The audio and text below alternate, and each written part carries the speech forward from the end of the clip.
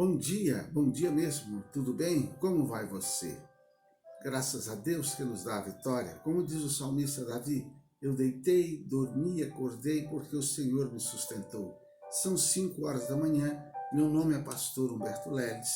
Desde março do ano passado, quando começou essa pandemia aqui no Brasil, que todos os dias às 5 horas eu tenho me colocado em prece, em oração, e nesse primeiro momento eu tenho trazido uma palavra. Eu agradeço aqueles que têm nos acompanhado.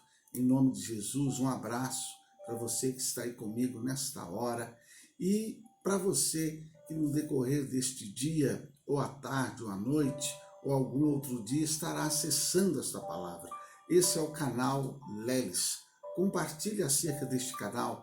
Nós temos ali mais de 400 vídeos já de mensagens que vão de 1 minuto até meia hora. Então a pessoa pode escolher. E mensagens que começamos em Gênesis capítulo 1 e hoje nós estamos em Jó no capítulo 29. Querido Espírito Santo, nós te damos graças pelo dia que tu fez. Querido Espírito Santo, venha abençoar, ungir a minha mente, meus lábios, venha ungir também a mente e o coração daqueles que estão recebendo esta palavra agora. E que ela traga graça, traga paz em nome de Jesus. Eu quero começar hoje lhe fazendo uma pergunta.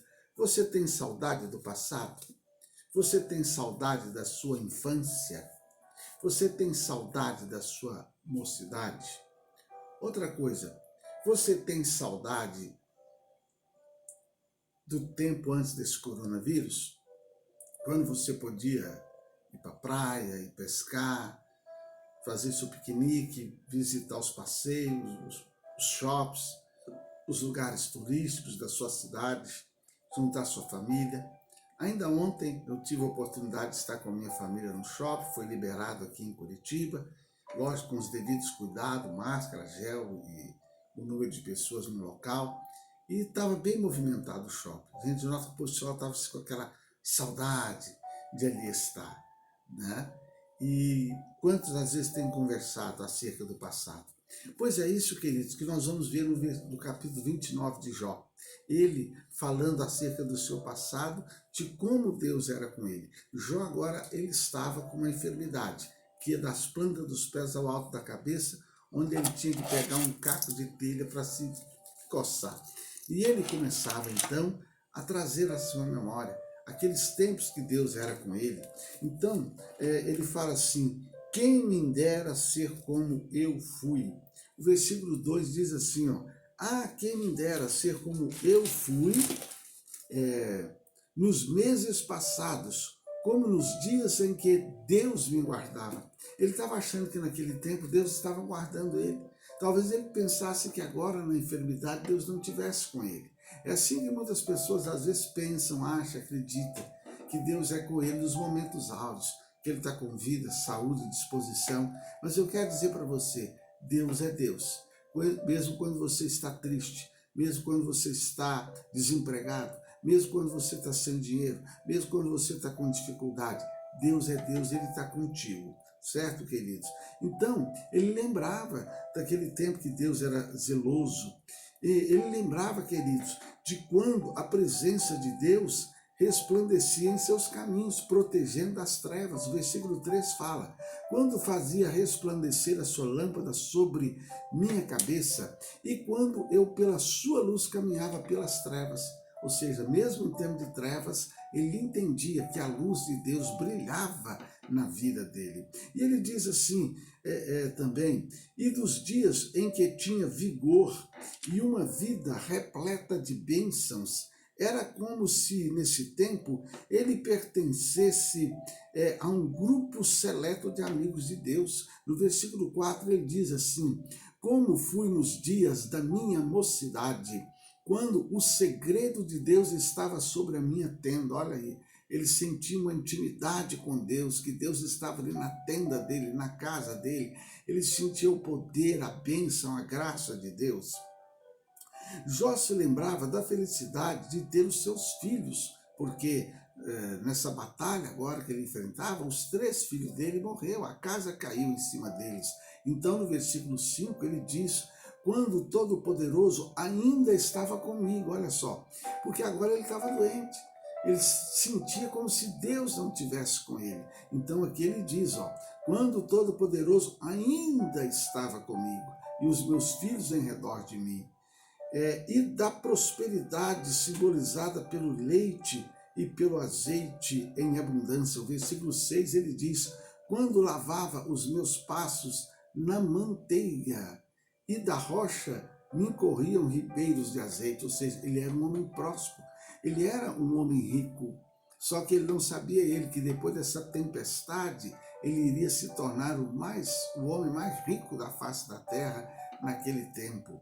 Então, queridos, ele se lembrava também das muitas vezes em que na porta da cidade, entre os homens mais sábios, participava de julgamentos e decisões. Versículo 7, quando eu saía para a porta da cidade, e na rua fazia preparar a minha cadeira, porque era de praxe os homens de bem, os homens de autoridade, eles saíam para discutir ali os assuntos. Tem gente que não gosta de política, mas naquele tempo já havia política, naquele tempo já havia necessidade de decisões. O problema, querido, não está na política, mas nos mau caráter que ali estão nela, se aproveitando dela e tomando decisões que trazem sofrimento para o povo.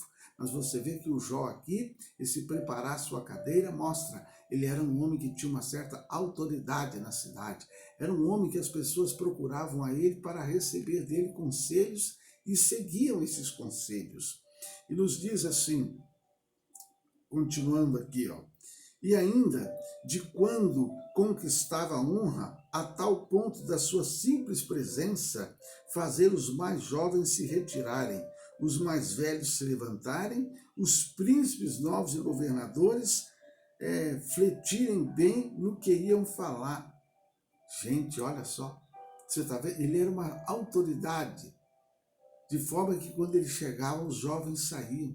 Os mais velhos se levantavam quando Jó chegava, e até os príncipes paravam para ouvi-lo, até os príncipes tinham cuidado com o que ia falar quando o jovem chegava. Diz assim, vamos ver aí o versículo 8.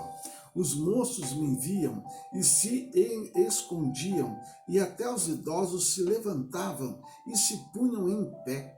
Os príncipes continham as suas palavras, punham a mão sobre a sua boca. A voz dos nobres se calava e a sua língua apegava-se ao seu paladar. Então, queridos, suas vestes simbolizadas pelo manto e pelo diadema eram de justiça e bondade. Versículo 14, diz assim, vestia-me da justiça e ela me servia de vestimenta. Como manto e diadema era a minha justiça. Então, o Jó, ele trazia a sua memória aqui, até mesmo a maneira como ele se vestia. Até mesmo a forma como ele se vestia, o Jó agora trazia na sua memória, amados. Louvado seja Deus. Hoje de manhã eu acordei lembrando que quando eu era criança, os homens usavam até chapéu. O homem sério tinha que usar chapéu. E tinha uma igreja por aí que pregava que até que o homem, para ser salvo, além do terno, tinha que usar chapéu. Tá? Então, mas vamos continuando aqui. Pois amparava os mais necessitados. Versículo 15 e 17 mostra que Jó, ele praticava boas obras.